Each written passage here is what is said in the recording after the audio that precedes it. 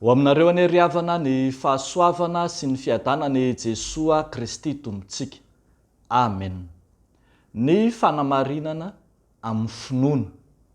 Zany no asongady mofinainantsika anio amin'ny bokin'ny Romanina toko 4, ny andininy 17 hatramin'ny andininy 15, izay vakitsika amin'ny anaran'i Jesosy manao hoe: fa tsy lalàna fa fahamarinana amin'ny finoana no nahazahoany Abrahama sy ny taranany ny teny fikasana, ho mpandova izao tontolo izao izy.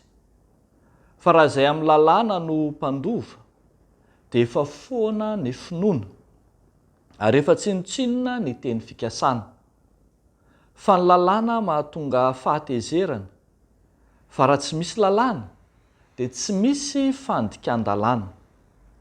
Koa finoana no andovana mba ho araka ny fahasoavana ahatoy ny teny fikasana ho an'ny taranaka rehetra, tsy ho an'izay amin'ny lalàna ihany, fa ho amin'izay amin'ny finoana ny Abrahama koa, dia ilay razantsika rehetra.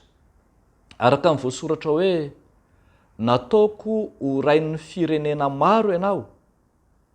Teo anatrehan'izay ninony dia Andriamanitra izay mamelona ny maty sy miantso ny tsy misy toy ny misy.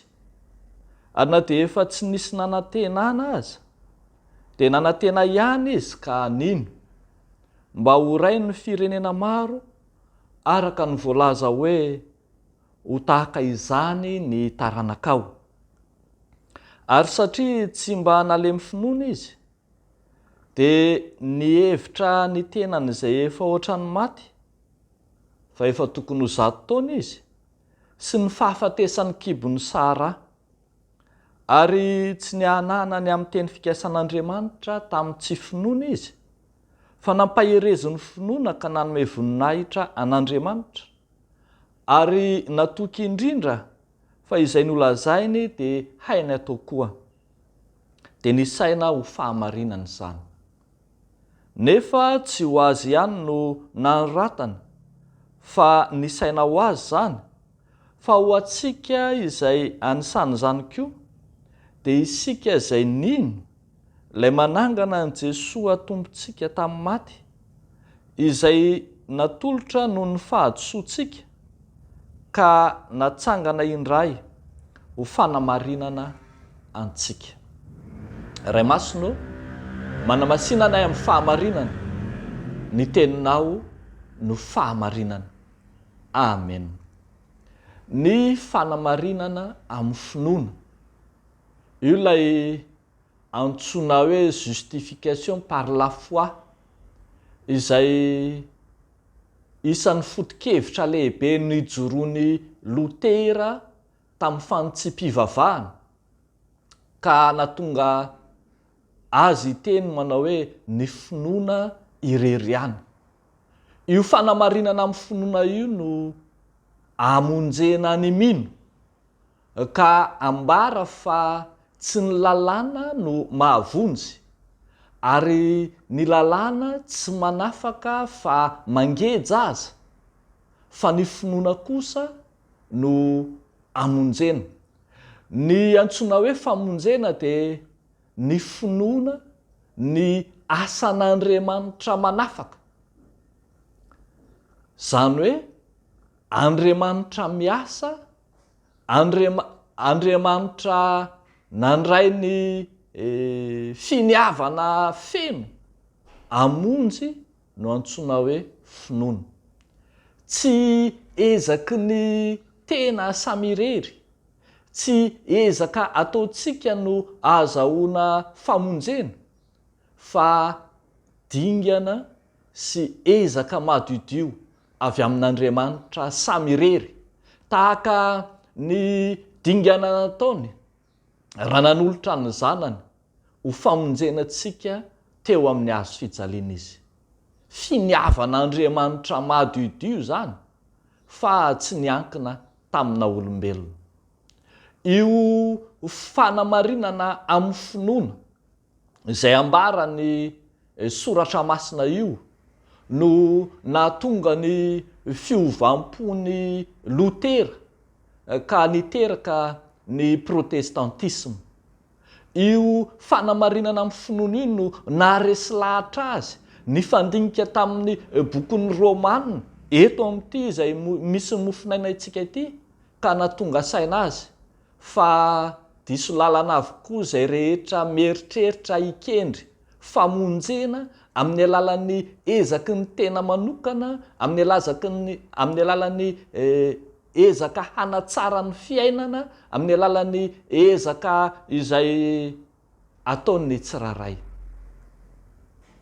Fa raha mandinika tsara sika ry havako, eto amin'ity mofinaina ity dia tsy teo amin'ny Lotera akory no nanomboka ny protestantisme na ny finoana reriana, fa efa niaina izany ny apôstôly Paoly.